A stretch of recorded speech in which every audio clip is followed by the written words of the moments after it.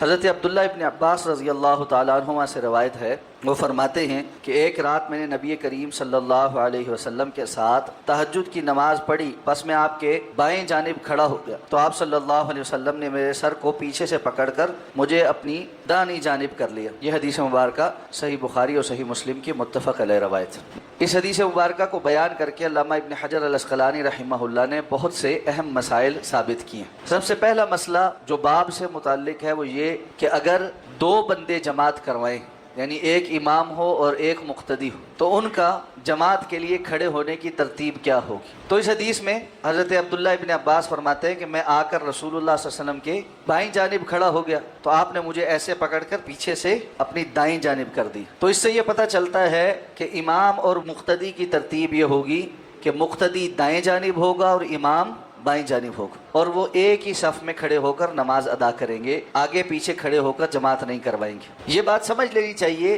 کہ بسا اوقات ہمارے ہاں بعض لوگ امام اور مقتدی کی اگر دو افراد کی جماعت ہو تو مقتدی کو ایک قدم پیچھے کھڑا کر کہ امام ایک قدم آگے اور مقتدی ایک قدم پیچھے۔ یہ درست بات نہیں، اس کی کوئی صحیح سند کے ساتھ دلیل ہمارے پاس موجود نہیں۔ درست بات یہ ہے کہ مقتدی اور امام ایک ہی صف میں کھڑے ہوں گے، صرف مقتدی دائیں جانب کھڑا ہوگا اور امام بائیں جانب کھڑا ہوگا، جیسے کہ اس حدیث میں صراحت ہے۔ تو عبداللہ ابن عباس نے یہ نہیں کہا کہ میں اللہ کے رسول سے ایک قدم پیچھے کھڑا ہوا، یا آپ صلی اللہ علیہ وسلم نے مجھے جب دائیں جانب کھڑا کیا تو ایک قدم پیچھے کھڑا کیا، بلکہ امام اور مقتدی اسی طرح پاؤں سے پاؤں کندھے سے کندھا ملا کر کھڑے ہوں گے جس طرح صف بندی کا حکم۔ دوسری بات، اگر کوئی شخص انفرادی نماز پڑھ رہا ہے اور بعد میں کوئی شخص آ گیا اور وہ اس کے ساتھ جماعت کے لیے ملنا چاہتا ہے تو وہ ایسا کر سکتا ہے، جیسے کہ رسول اللہ صلی اللہ علیہ وسلم یہاں پر انفرادی رات کے نوافل پڑھ رہے تھے، تہجد پڑھ رہے تھے۔ عبداللہ ابن عباس بعد میں آئے اور وہ آ کر آپ کی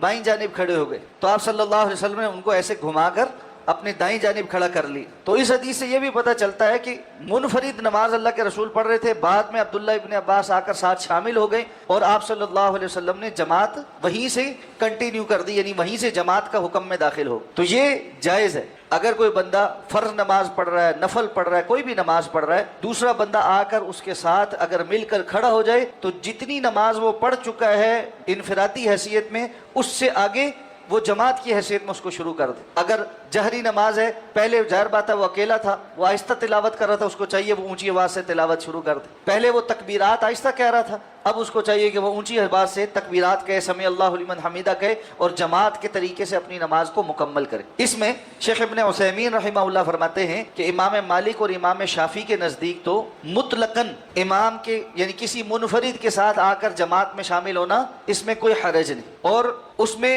جو امام کی منفرد کی نیت تھی اس سے کوئی فرق نہیں پڑتا۔ اور فرماتے ہیں کہ ہمارے ہاں حنابلہ کے ہاں اس معاملے میں اس بات کی جوازیت ہے کہ پہلے امام کی نیت یہ تھی کہ میں انفرادی نماز پڑھ رہا ہوں، اب جب کہ اس کے ساتھ کوئی بندہ آ کر مل گیا تو وہ اپنی نیت کو تبدیل کر سکتا ہے اور جماعت کی نیت وہاں سے شروع کر دے جہاں سے آ کر بندہ اس کے ساتھ مل گیا۔ تو یہ نیت کی تحویل جائز ہے، اس میں کوئی امر مانے نہیں، اور دلیل رسول اللہ صلی اللہ علیہ وسلم کی حدیث ہے کہ عبداللہ ابن عباس آ کر آپ کے ساتھ ملے تو اللہ کے رسول نے یہیں سے کنٹینیو کیا اور عبداللہ ابن عباس نے مقتدی کی حیثیت سے نماز پڑھنا شروع کر دی، اس میں کوئی حرج نہیں۔ تیسرا مسئلہ جو اس حدیث سے پتہ چلتا ہے وہ یہ ہے کہ اگر کوئی مقتدی امام کے ساتھ آ کر کھڑا ہو یا کوئی ایسی غلطی کرے جس سے اس کی نماز میں فرق پڑ رہا ہے تو اتنی جائز حرکت کی جا سکتی ہے کہ جس کی وجہ سے وہ غلطی دور ہو جائے، جیسے اللہ کے رسول نے عبداللہ ابن عباس کو ایسے پکڑ کر اپنے دائیں جانب کر دیا۔ رسول اللہ صلی اللہ علیہ وسلم نے بھی یہ حرکت کی۔ عبداللہ ابن عباس جو نماز میں داخل ہو چکے تھے انہوں نے بھی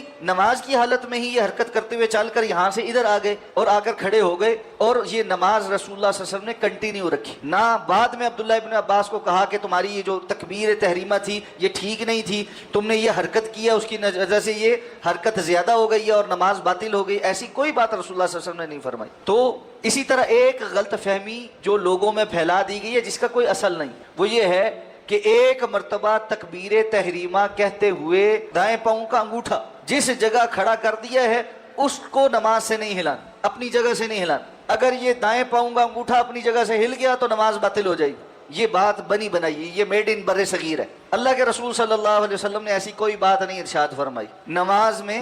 غیر ضروری حرکت کرنے سے نماز باطل ہو جاتی، لیکن نماز کے لوازمات میں سے جو حرکت ہو وہ کرنے سے نماز باطل نہیں ہو جاتی۔ تو عبداللہ ابن عباس کی یہ حرکت اور آپ صلی اللہ علیہ وسلم کا ان کو پکڑ کر ایسے پیچھے سے دائیں جانب کھڑا کر دینا، یہ ضروری کام تھا۔ اگر نماز میں ایسا کوئی ضروری کام کرنا پڑ جائے تو اس میں کوئی حرج نہیں۔ جیسے پہلے بھی عرض کیا، کسی کا اگر موبائل بجنا شروع ہو گیا ہے، وہ جیب کے اوپر سے یا جیب کے اندر ہاتھ ڈال کے اس کو بند کر لے، بجائے اس کے کہ وہ سارا ٹائم بجتا رہے اور یہ کہے جی میری اب حرکت کرنے سے نماز باطل ہو جاتی ہے، اس لیے ساروں کی نماز خراب ہوتی رہے۔ یہ اتنی حرکت سے نماز باطل نہیں ہوتی۔ اللہ ہمیں سمجھ کر عمل کرنے کی توفیق عطا فرمائے۔